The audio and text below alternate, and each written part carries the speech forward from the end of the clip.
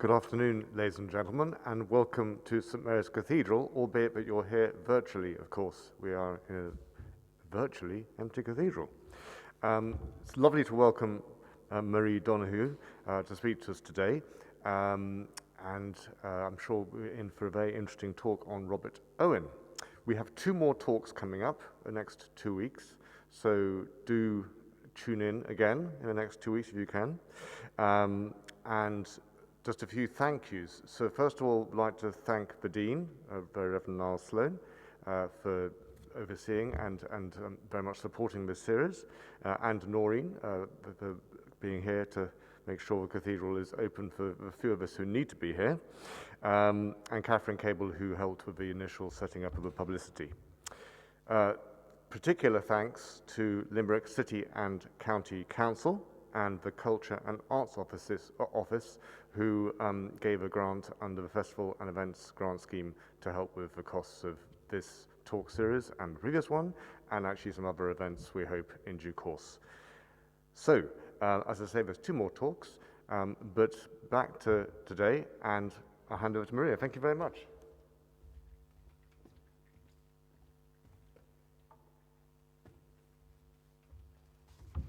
Hello everybody, and thank you for having me this afternoon, Peter.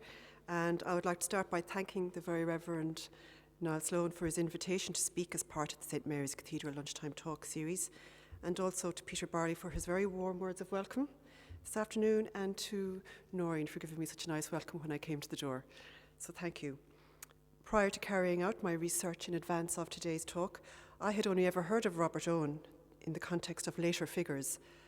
But having investigated his life and his influences further, I am delighted to be bringing this man and his legacies to what I am presuming is a new audience. For some time now, I had considered myself an ethical capitalist, in that the production of profit is worthy if that profit is put to good use or ethical use. On a grand scale, ethical goals alone without financial backing makes the realization of those goals very much more difficult to achieve, most likely piecemeal responses as opposed to organised holistic programmes of enhancement. I realise now, after researching for today, that I may in fact be part Owenist. So who was Robert Owen? What is his legacy? And why are we still talking about him 250 years after his birth? Robert Owen was born on the 14th of May, 1771, in the room above his father's shop in Newtown, Wales. His father, Robert Owen Sr., was a saddler, ironmonger, sometime postmaster and churchwarden. His mother, Anne Williams, was the daughter of a local respectable farmer, and Robert was the sixth of their 7 children. Newtown was a small market town in Wales, traditionally an agricultural economy, but in the throes of the Industrial Revolution, Newtown experienced considerable economic, social, cultural and linguistic change during the closing decades of the 18th century. It is likely that the young Robert was very influenced by the change in ambience, from gentle rolling countryside interspersed with woodland to an emerging, industrious and busy textile centre. Owen was sent to school at the early age of 4 years, and this educational experience had a significant impact on Owen in 2 respects. It convinced him of the value of sending children to school at a young age, and he was first introduced to the model of learning and teaching that became known as the monitorial system, and this is where older children who are talented teach younger children in return for fee exemption. Owen himself was recruited into the monitorial system at the age of 8, and this was likely his first formal involvement in the instruction of others. At 10 years old, he became nicknamed Little Parson and wrote 3 sermons after deep study of many religious books and texts. This was to have the effect of disillusioning him to all formal religions, and he held this view for much of his life. However, his perceived atheism was to win him many critics, as we shall see in the course of this talk. But his critics failed to realise that he was not an atheist, but rather he was averse to formal, structured religious organisation. His later statement that truth and Christ are one and the same illustrates his belief that the simplicity of Christ's teaching of rationality, equality and solidarity had been annexed by formal religion, and also reflects the influence the Enlightenment attitudes that were in place at the time towards Christianity. At the tender age of 10, he became a draper's apprentice in Lincolnshire, and by the time he turned 19, such was his business acumen that he became the manager of one of the largest and most technologically progressive textile mills in Manchester, Drinkwater's Banktop Mill, where he managed 500 labourers. At this point, Owen enticed his Manchester-based business partners, who were Quakers and nonconformists, to buy New Lanark from its owner, David Dale. Not only did Robert Owen get a new business in New Lanark, Scotland, but he also went on to marry David Dale's eldest daughter, Caroline, in 1799.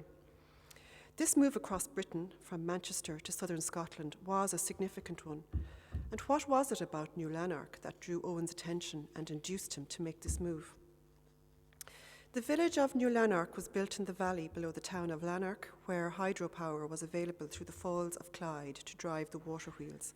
Its community factory was founded in 1785, an age of enterprise and innovation at the earliest period of the Industrial Revolution, and it was established by entrepreneur and philanthropist David Dale. By utilising the most advanced technology available at the time, Dale grew New Lanark to become the largest cotton mill complex in Scotland, with a labour force of over 2,000 people, including 500 young children from the workhouses of Glasgow and Edinburgh. The youngest were 6 years old. And it was considered to be one of the most humanely conducted factories in the empire. It was Dale who established the benevolent regime that Owen went on to develop and evolve in his 25 years as owner. However, despite the educational opportunities provided by Dale, living conditions in New Lanark remained harsh. The demoralising living conditions bred crime and vice, sanitation was neglected, and health standards were poor. And this was reputed to be one of the humanely conducted factories. So what were conditions in factories and mines typically like at this time?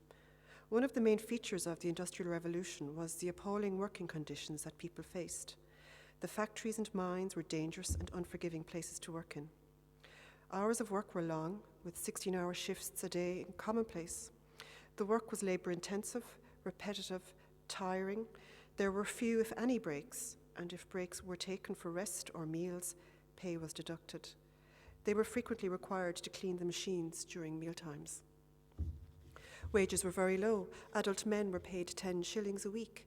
Adult women were paid 5 shillings for the same work, and children were paid 1 shilling a week. Rent absorbed much of the wages earned, with little left over for food, clothes, or luxury items. Wages were deducted for being late or taking breaks or meals, and wage levels were so poor that many families recruited their own children to work in the factories or mines to help boost the family earnings. Working conditions were dangerous and dirty, especially textile mills. Spinning machines in the mills were often left unguarded and posed serious and actual risk, as the workers had to work close to spinning belts and shafts that powered the machines. Loose-fitting clothing and long hair frequently became clogged in the belts and shafts, pulling workers into the workings of the machines. In addition, the excruciating heat that emanated from the machines in these dark, cramped and contained spaces with poor ventilation made it horrendous for workers. Workers had no rights. Child labour was a common feature of the Industrial Revolution, and factory owners were free to hire them for incredibly difficult work. There were no minimum wage laws, with industrial workers earning hardly enough to cover costs of living. There was no compensation for workers when they were sick or if they were injured or could no longer work through workplace accidents. There were no protection laws to encourage safer work practices, and in 1832, a report from the British House of Commons commented that workers are often abandoned from the moment that an accident occurs. Their wages are stopped, no medical attendance is provided, and whatever the extent of the injury, no compensation is afforded. So Owen set about working on improving living and working conditions further at New Lanark, and by 1825, New Lanark gained the reputation as a model industrial community, illuminating the darkness of the Industrial Revolution and serving as the antithesis of the dark and satanic mills of William Blake's poem, "And did those feet in ancient time." Indeed, it gained such a reputation that as many as 4,000 people applied to work there every year. On first visiting New Lanark in 1798, Owen described it as a primitive Scotch manufacturing village. However, he saw it as an opportunity to exercise a social experiment that he had long contemplated since his earlier days in Drinkwater's Banktop Mill, in response to the chaotic living and social conditions arising in Britain as the Industrial Revolution gathered pace. The New Lanark community mostly comprised of people from the Highlands and Islands of Scotland, who we would describe today as economic migrants. Many did not speak English or even Lowland Scots, only Scots Gaelic, and had few or no skills required for cotton manufacturing. There were also hundreds of orphan or pauper children who were apprenticed to work and were provided with board and food in lieu of wages, so they were effectively slaves. The objects of reform were rapid industrialisation and the consequent urbanisation, which resulted in appalling living conditions. Working hours in the factories were long, with young children working 14 or 15-hour days of unvarying work, in winter starting work before sunrise and finishing long after sunset. Another object of reform was long working hours resulting in labourers' neglect of their own health and welfare. And labourers were uneducated upon entry into factories and did not receive a formal education while in there. With these key issues identified, Owen went about reforming New Lanark to investigate its potential impacts. He achieved this through organisation and education. So, in relation to organisation, a list of rules and regulations for the inhabitants was drawn up to work towards a healthy and harmonious community. Some rules were aimed at improved health and hygiene, such as refraining from throwing rubbish into the streets, cleaning of common stairs and windows, while others were aimed at establishing friendly and cooperative relationships, such as parental responsibility for the behaviour of their children, respect of each other's property, and religious tolerance. To implement this, he established a democratically elected village council comprising 12 members who met monthly to discuss and resolve village issues. The initial reaction from the villagers was hostile, but Owen persisted, retaining a strict but fair regime, and the considerable benefits for the residents in return for cooperation soon became clear.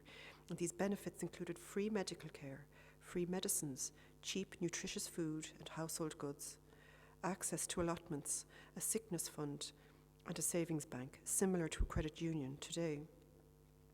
All social improvements at New Lanark were funded through the profits of the factory.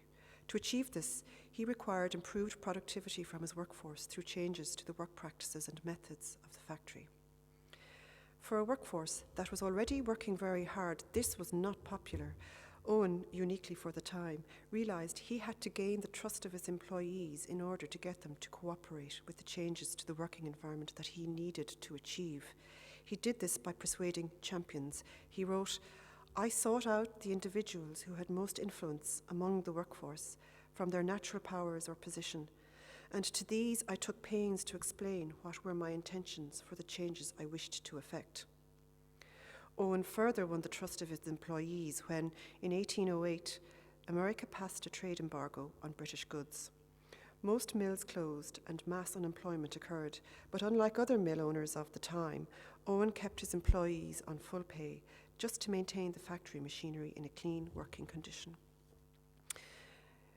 In educational reform, against his backdrop of social organisation, he also established by 1815 his new institution for the formation of character, a series of community buildings to provide education and community recreation.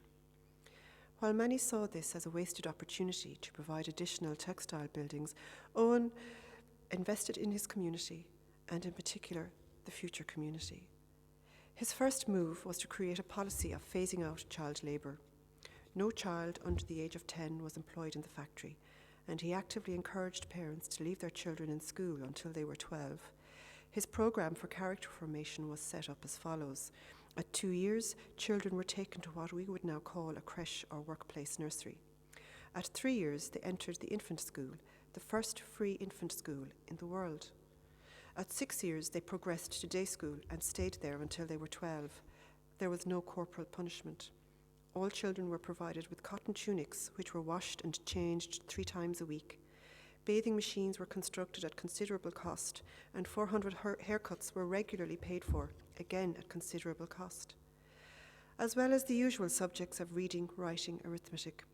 Geography, history, music, dancing and art classes were also part of the curriculum, and occasional and intriguing treats, such as the exhibition of a crocodile, took place at school. School hours were for 5.5 hours a day. The teachers were specialists in their field and in the care of children. Girls and boys received equal education, and the curriculum was child-centred. Once they started working in the mills, they continued their education by attending evening classes, which were open to all members of the community, including adults. So here we also see the establishment of the world's first adult education centre. To encourage attendance to education, Owen reduced working hours to 10.5 hours a day for all workers. Owen believed that if children understood their place in the world, their context, they would better understand their role in the world. And furthermore, he believed that mothers would be enabled to earn a better maintenance and support for their children and have less care and anxiety about them. Basically, mothers could go to work and support their families in the comfort of knowledge that their children would be well-minded. Overall, Owen understood that successful communities, such as monasteries or convents, are very well structured.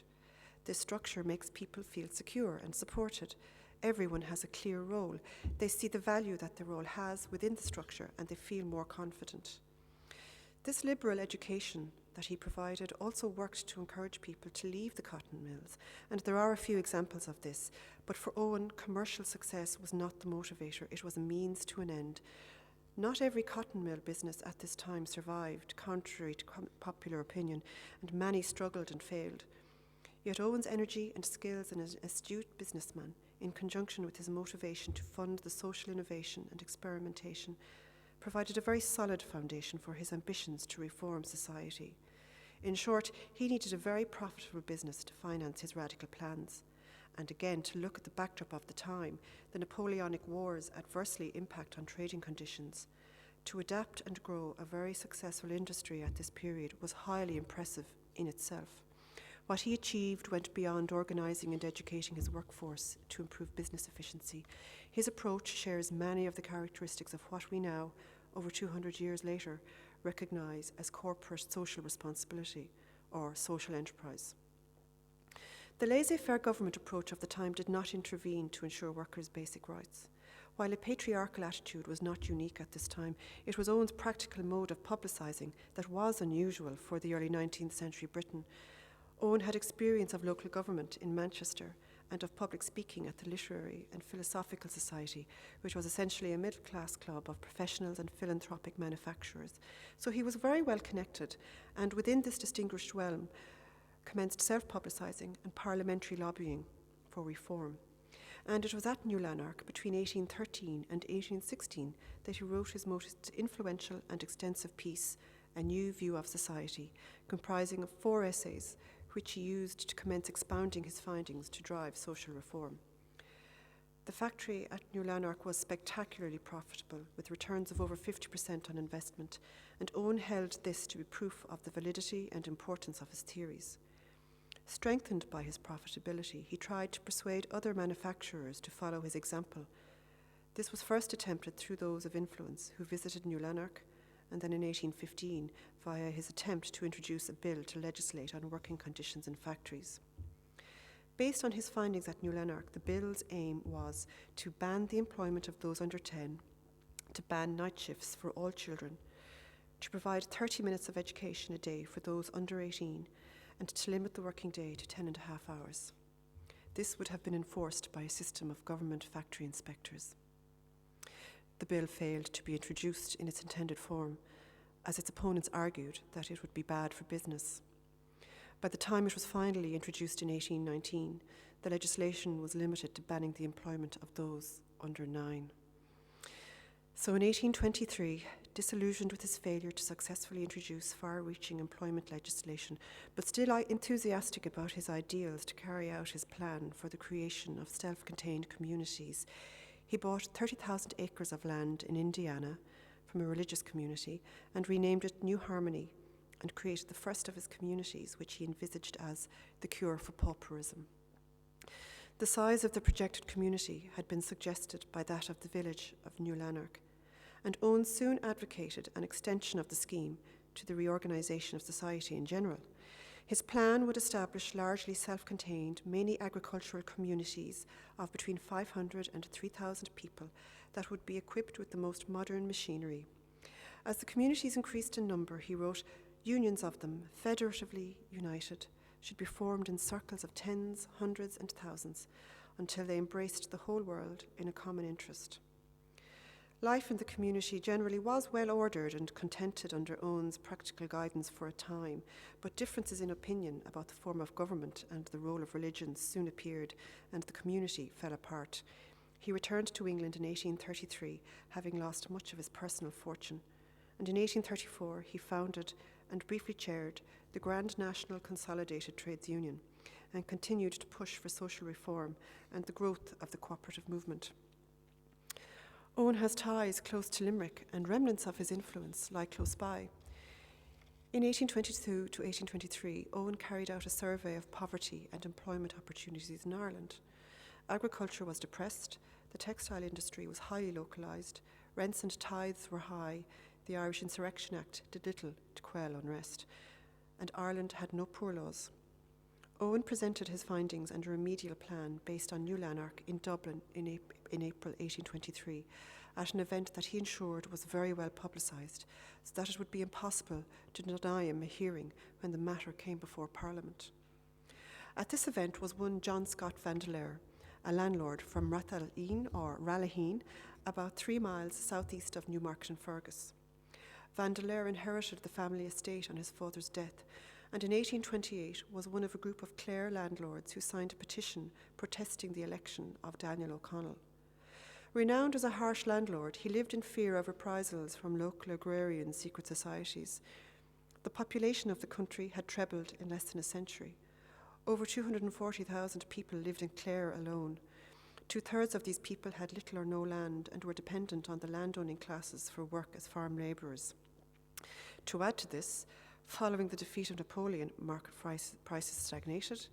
Landowners turned to more profitable use of land for livestock rather than growing crops, which in turn led to less manual work for the labourers. And to increase this further, minor famines in 1816, 1822 and 1830 led to much unrest, and secret societies such as Lady Clare's Boys carried out campaigns of violence, causing damage to livestock and machinery on the estates. And sure enough, in April 1831, Vandeleur's steward, Daniel Hastings, was shot dead. Vandeleur fled to Limerick City. Fearing a similar fate for himself and hoping to wean his tenants away from violence, Vandeleur announced that he was going to initiate a programme of reform on his estate.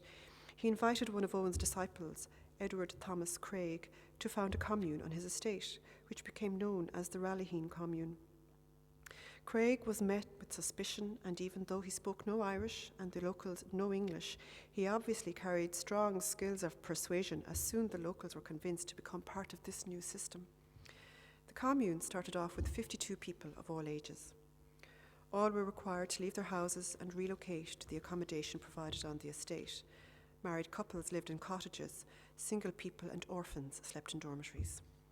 The aims and advantages of the commune were the acquisition of common capital, the mutual assurance of the inhabitants against poverty, sickness and old age, communal dining, so food was plentiful, nutritious and shared, access to a greater share of creature comforts than labourers were usually accustomed to, mental and moral improvement of the adult inhabitants, leading to developing a sense of responsibility and self-belief. Gambling, tobacco and alcohol were banned, and prospective new members had to be voted in by other members. Education and moral training of the children was provided until they reached the age of 9 years, when they were to engage in duties. Better living conditions were provided. There was no travelling to work required. There was a guaranteed income, and there was a fixed price for essential goods. This colony did not use the ordinary currency of the country, but instead adopted a labour note system of payment, all workers being paid in notes according to the number of hours worked, and being able to exchange the notes in the commune store for all the necessities of life. If no labour was recorded, then the inhabitant received no labour notes. The advantages of the labour notes were soon evident in the saving of members. They had no anxiety as to employment, wages, or the price of provisions.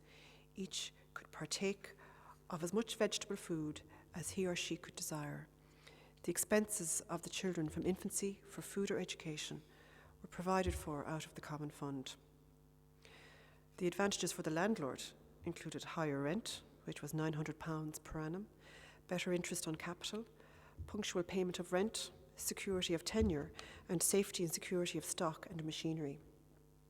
The payment of £900 to Vandeleur was an onerous task, requiring dedicated work and much organisation.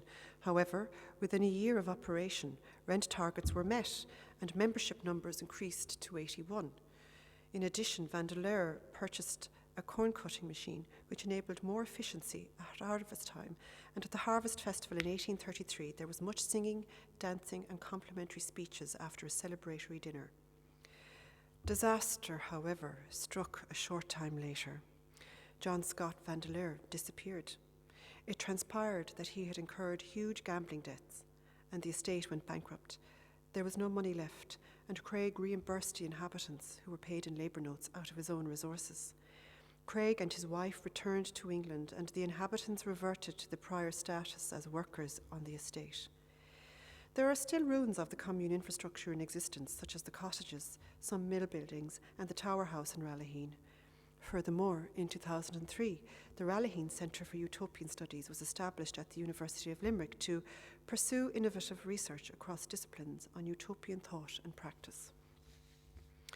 Another link with Limerick exists. On foot of Owen's 1822 to 1823, the initial survey of poverty in Ireland, the Commons received a petition from two members calling for the adoption of poor laws and the establishment of parochial schools in Ireland. The Hibernian Philanthropic Society commended and urged serious consideration of Owen's remediation plan as particularly well adapted to the wants, circumstances and dispositions of the Irish people.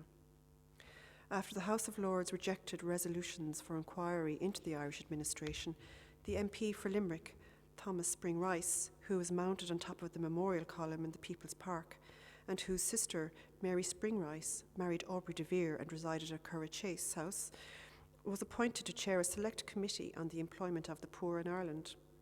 They held many interviews with Owen and reviewed his report. It was stated that Owen's performance was strong on discussions around New Lanark and educational reform, but occasionally floundered when asked about religion, the relationship of the individual with the community, and he had a poor grasp of political economy. The editor of The Economist at the time, George Moody, criticised Owen for ignoring his advice that it is by political economy that your system must triumph. The world must be convinced that it will be productive of increased wealth as well as of increased intelligence. Although many influential people visited the sites of New Lanark and New Harmony, the ideas he propounded failed to win him immediate followers. There was much debate about the reasons behind this. The New Lanark factory was obviously very profitable, but still none of his factory-owning contemporaries adopted his ideas.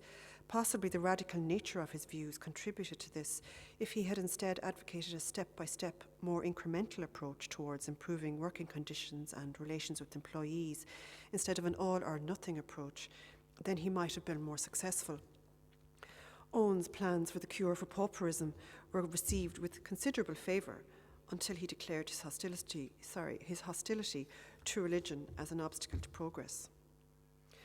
Although it is not too surprising that resistance to his ideas came from factory owners, who may indeed have felt that they had much to lose from following them, antipathy was also expressed from across the political spectrum.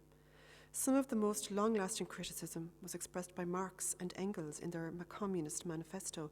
The label of utopian that they applied to Owen is one by which he is still well known. The manifesto expressed the view that his ideas could not work in practice. His success at New Lanark was, they argued, due to luck rather than judgment. By the late 1820s, Owen was considered a nuisance in Parliament. His high-born acquaintances did not give him the support he needed. Indeed, many of Owen's supporters believed that his perceived anti-religious bias made him suspect to the upper classes, though he did not lose all support from them. In 1832, he launched a newspaper, The Crisis, launched just before the December general election. It included a 7-point manifesto to terminate class legislation and obtain the rights of humanity for yourselves and your children. It included free trade, national education and employment systems, freedom of speech and publication, complete religious freedom. However, this manifesto was greatly at odds with national feeling, the zeitgeist at the time being the abolition of slavery, the trading monopolies of the East India Company, and the extension of reform to municipalities. So he wasn't in line with the public thinking at the time. In addition, he did not take the opportunities when presented to him, such as buying his way into Parliament, like most of the 100 or so manufacturers in the unreformed House of Commons. This alone would have given him the platform he badly needed to create change at a very senior government level. Marx and Engels' Communist Manifesto denounced Owen as bourgeois, idealistic and anti-revolutionary, and yet they also saw him as a pioneer of scientific socialism. Both at New Lanark and in his numerous publications, Owen was one of the first to denounce the flaws of capitalism, refusing to see the labouring classes as mere hands. But whereas Marx and Engels viewed themselves as revolutionaries and tended to have the support of the middle classes, who in turn viewed themselves as communists rather than Owenists, Owens was a reformer and remained very much the voice of the working classes. Rendered obsolete in his own lifetime by communists and Chartists, he endures in the following legacies. In relation to urbanism, wholesale movement of previous agrarian populations to the cities to work in expanding industry saw unplanned, sprawling urban growth of overcrowded slums with congestion, disorder, ugliness and the threat of disease living in sharp juxtaposition with the luxuries of wealth. New Lanark, New Harmony and the General Cure for Pauperism presented an organised and manageable urban response to this. The self-contained agricultural settlements proposed were organised around large open spaces which were the site of fresh air, cooperation and community. The layout would have no laneways, alleys or courts. The buildings would range in density from 1 to 4 stories, were well ventilated and easily heated. The influence Owen had on the Quaker industrialists of the time is not to be underestimated, and this had in turn an impact on the evolution of town planning. Bourneville, constructed in 1893, is a model village on the southwest side of Birmingham, founded by George Cadbury, a Quaker chocolatier for employees at his Cadbury's factory. Bourneville was designed to be a garden or model village, which Cadbury built to ameliorate the dire housing conditions of the working classes in Birmingham. Similar to Owen, the sale of alcohol was forbidden. Bourneville is still considered one of the most desirable areas to live in the UK, and research by the Joseph Rowntree Foundation in 2003 found that it was one of the nicest places to live in Britain. The ideal of a planned residential community was further expounded upon by English town planner Ebenezer Howard and promoted by him in Tomorrow, A Peaceful Path to Social Reform, which he published in 1898, and further developed in Garden Cities of Tomorrow, published in 1902.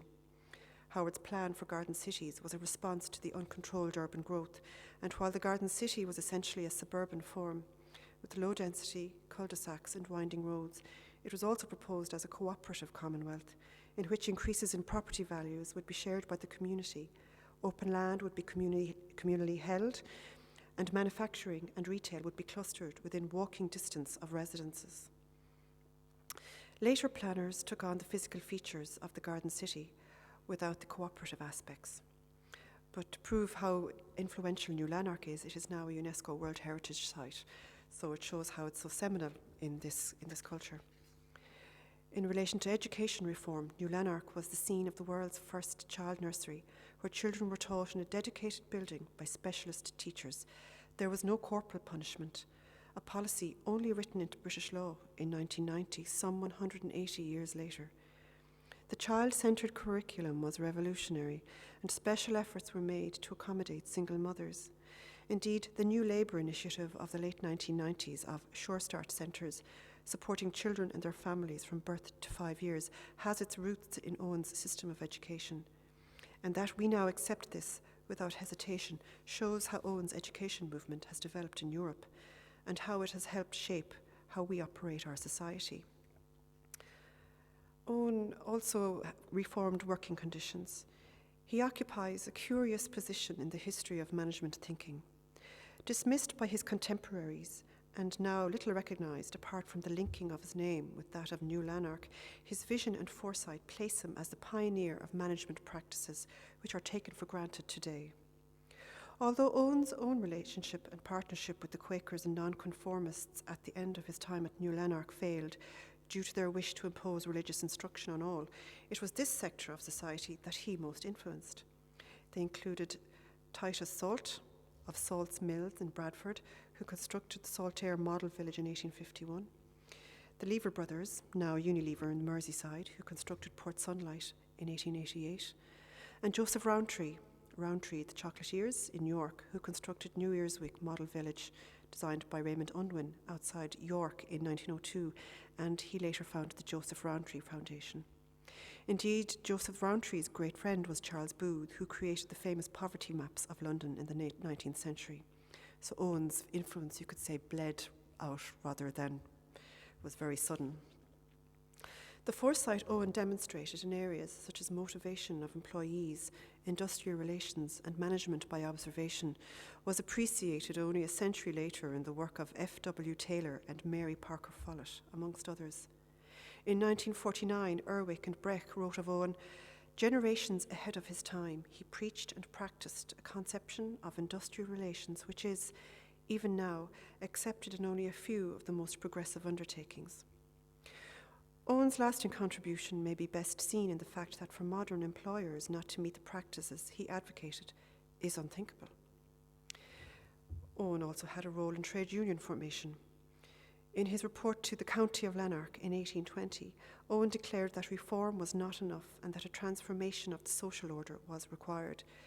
His proposals for communities attracted the younger workers brought up under the factory system, and between 1820 and 1830, numerous societies were formed and journals organised to advocate his views. The growth of labour unionism and the emergence of a working class point of view caused Owen's doctrines to be accepted as an expression of the workers' aspirations. And when he returned to England from New Harmony in 1833, he found himself regarded as their leader.